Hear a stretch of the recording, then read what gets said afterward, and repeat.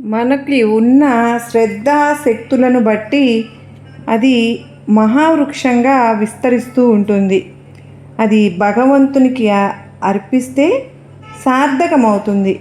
అదేవిధంగా మన ఆత్మ చైతన్యంలో బాబా భక్తి భావన అనే బీజం ఇంతింతై వటుండింతై అన్నట్లుగా వృద్ధి చెంది బాబావారి సన్నిధిలో శాంతిని, ఆనందాన్ని పొందుతుంది.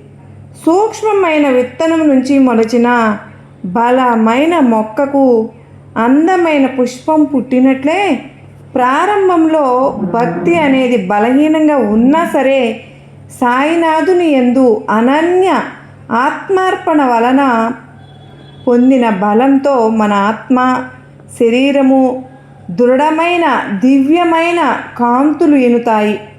మనకు తెలియకుండానే మనలో చోటు చేసుకున్న ఈ అద్భుతమైన మార్పు మనల్ని ఆశ్చర్యపోయేలాగా చేస్తుంది. బాబా ఉండగా నాకు భయం ఎందుకు?